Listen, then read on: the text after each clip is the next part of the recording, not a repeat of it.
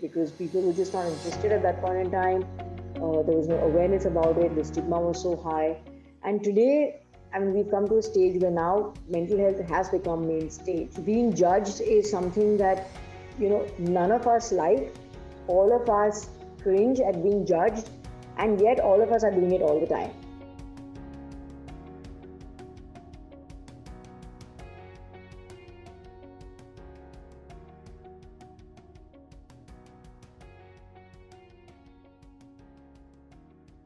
I am very honored, humbled, and delighted to bring to you today a mental health champion and a passionate educationist, Mrs. Neerja Birla.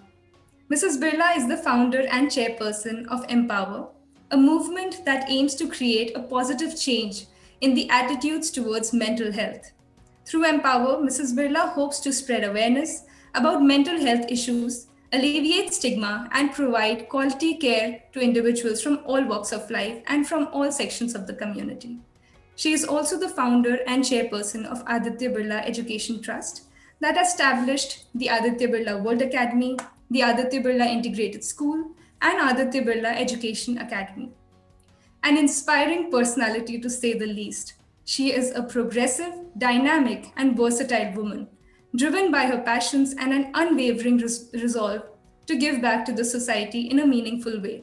So let's talk to Mrs. Neerja Birla today. Thank you so much for joining us. It's a real privilege to have you here. Thank you so much, Pooja. It's my pleasure to be talking to you today. So it's really amazing and truly inspiring what you have done in the education and mental health space. Being associated with so many institutions and on various themes and institutional expertise, is there a central motivation to the work that you do and the impact that you intend to create? So I think creating a positive impact is the motivation itself. I think reaching out to people and knowing that, we are positively impacting their lives and making a difference in their lives is what really drives me, is what I'm really passionate about. So I think that is what my ikigai is. I think, that's, I feel that is my calling in life, to be able to reach out to people and impact their lives and their families in a positive manner. All right, that is great. Can you also share a little bit about the various initiatives that you're associated with and how do you envision them creating a positive change in the society? So from the trust we have a couple of units actually. So there's Empower, which is working in the space of mental health. Then we have a school which is the Aditya Birla World Academy, which is a mainstream school. We also have one which has children from different sections from who are differently abled. So we have a school that sort of teaches them, and we also have a teacher training academy. So we are in the space of mental health and education. I think they both really dovetail and sort of move together. And in the space of mental health, we're doing various initiatives. So we've run a couple of campaigns, the latest being the one with Amitabh Ji, which is Suno Dekho Kaho, to create awareness. We also started a helpline, which is Pan India. It's a toll-free number. We get calls from across the country. We've started an e-clinic where we're trying to reach out to the more secluded parts of the country, tier 2, tier 3 cities, which don't have that much of mental health awareness or resources that will help them with their mental health concerns.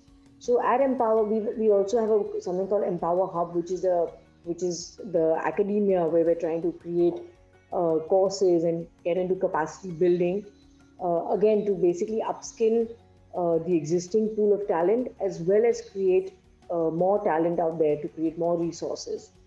So various things that we are doing at Empower at that level to impact people and to impact the community. That is truly incredible, ma'am. Talking more about Empower, your organization that intends to start a dialogue on mental health to detach it from the stigma, how exactly did this come into being and what strides has it made so far? Empower was born about 5 years ago. I think I was involved in schools and one's own personal experiences. I think one realized that there was a huge gap there. There was a gap as far as awareness was concerned. And then there was also a huge gap as far as mental health professionals or actually not knowing whom to go to. I think people were there, but one didn't know because of the lack of awareness. One didn't know what is one supposed to do. So I think putting that whole bit piece together was the genesis of Empower. And in 5 years, I think by God's grace and by the hard work of all the people involved, we're on the right path now. When we started out, just to give you an example, to put it in perspective, we had a press conference and we had all of three journos who attended it because people were just not interested at that point in time. There was no awareness about it. The stigma was so high. And today, I mean, we've come to a stage where now mental health has become main stage. It's taken center stage now. People are talking about it. There's enough dialogue about it. Of course, COVID has really pushed it into sharper focus. But even otherwise, people had started talking about it. So in that sense, I think we've made great strides, and I'm really happy about that. We've got a long way to go, but at least we've begun. While I absolutely agree with you, mental health has become one of the topics that is being talked about a little more now, either through awareness campaigns or through popular forums. Even many celebrities have come forward to talk about their own challenges. But despite all this, there still is a long way to go. I'm sure you'll agree with that. So, Absolutely. how do you think we can minimize the stigma at a personal level, or let's say in a family where it comes to creating a safe space for someone struggling with a mental issue? What you're saying is absolutely right.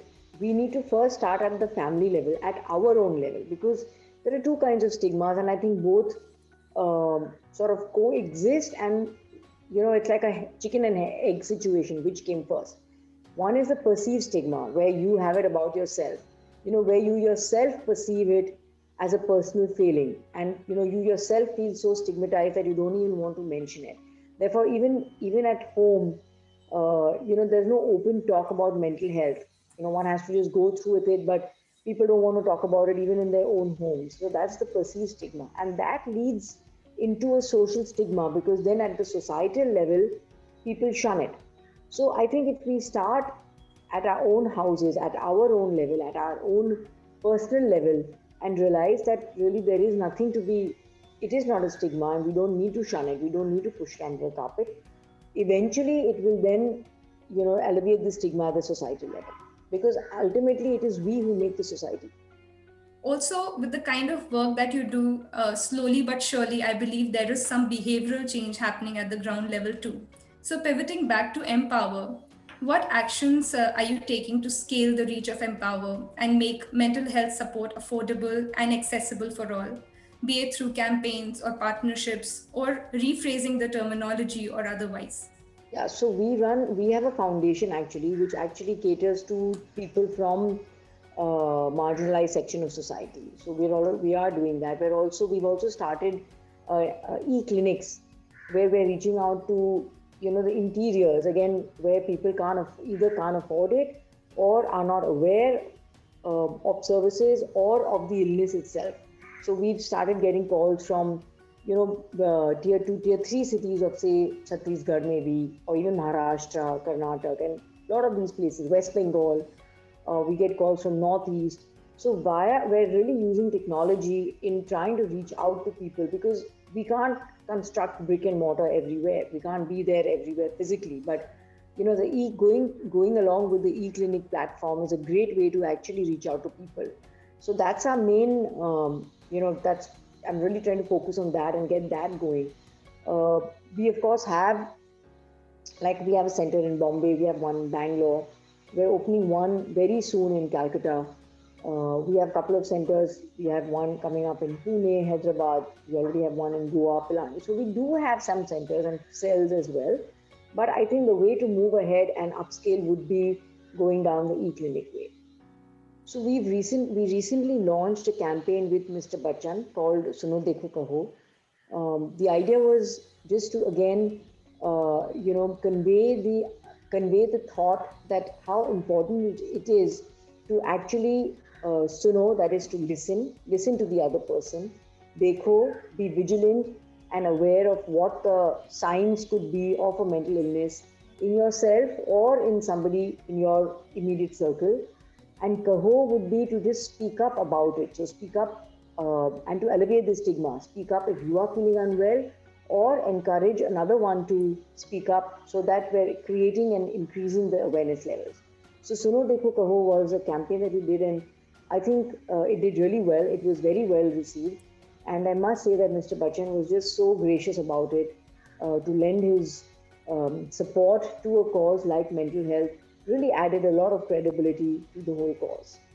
Well, it's truly amazing to know that the awareness and the accessibility to mental health professionals or to mental health services is trickling down to the tier 2 and tier 3 cities also. Last question for you, ma'am. What challenges and opportunities do you see in the journey to creating a happier country where everyone can truly be who they are and not be judged or stigmatized?